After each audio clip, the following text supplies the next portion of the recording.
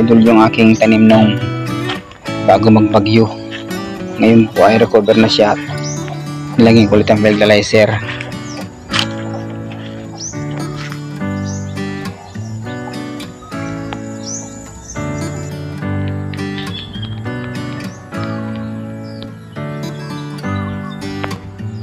Yan po yung ampalaya. Nahirapan po kasi ng bagyo, masyadong kaya nadagis ng ulan. Wala pa siyang lagay ng mga pagapangan mga idol kasi busy pa ako. Yan po yung pipino. Gagardin ko pa siya mga idol, mga masira. Yan po, itatanim ko yan ng talong.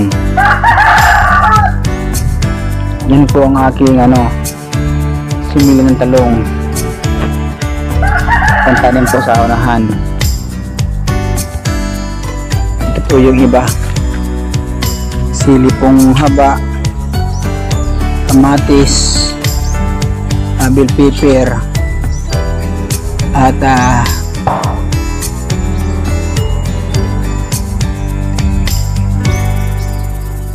yan po yung aking mga pananim papat.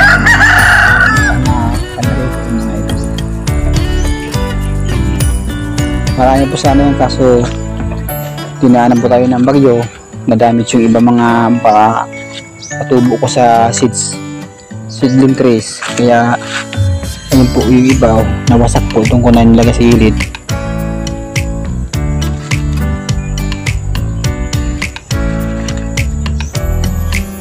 Alternatibong gawain namin mga magsaka pagtapos sa palayan.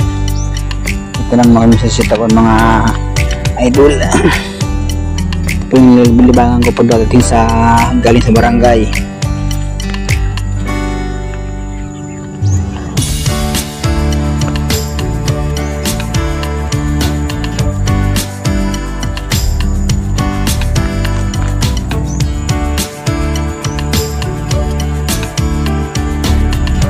Kalamansi. Ito yung aking taniman. Yan po, ipapalaro ko yan pag yung talong ay okay na. Ito po yung aking kabayo mga idol.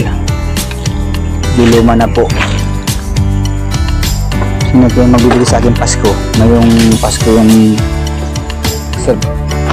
magandang hapon mga idol. Ito po tayo ngayon sa aking harapan kung saan tinutulog ko po yung aming pine tree kung sa Bicol, Aguho. Ito po ay halos umabot na po ito ng mga 60 years. Matanda po ito sa aking panganay na kapatid. Yan, dahil po sa sama ng panahon, nagawa ko po itong ipaputol kasi po napakadelikado po dito sa aking munting bahay. Sobrang taas po ito. Ayan po yung katawan niya, sobrang hahaba at sobrang bibigat. Kaya po ginawa natin na paraan para po hindi man maano yung aking bahay, ay pinaputol ko po ito nung isang araw. Kasi kahapon ay signal number 1 ang Bicol. Buti na po yung nakapaghanda tayo kaysa naman ma-discuss ang ating bahay sa walang paghahanda. Ito po ay mga idol, mga mamiser, kaya po ito nabutas nung ipinanganak ko ang aking pangalawa na si MG. Araw ng pista, marami pong tao dito sa bahay at marami nagiinuman. Ngayon po ay nag-deliver yung aking asawa at maraming humuhuni ng tianak, yung pati-anak sa Bicol. Kaya po ginawa na aking kapatid, kumuha ng mga tuyong dahon ng nyug at inipon, sinilaban. Dito po isinandal sa puno na ito. Medyo hindi pa ito masyadong malaki kasi 21 na yung anak ko. Ngayon po ay butas na siya. Ito po yung epekto kung bakit ito nabutas. Yan po yung aking si MG, alis na po siya, babalik na sa school sa Naga. At bukas po meron na silang klase mga idol. Sige na, huwag ka ng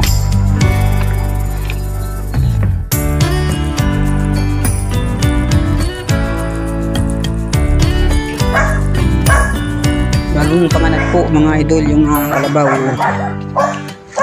pinakain niya pa yung inul na nung bibi niya. Ayan po, cute. Grabe, kinakain niya talaga oh.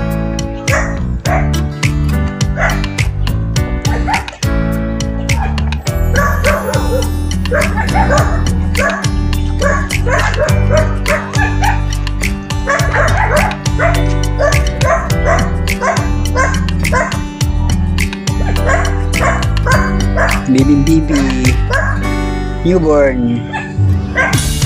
Grabe, kinakain niya pala yung kanyang inul na.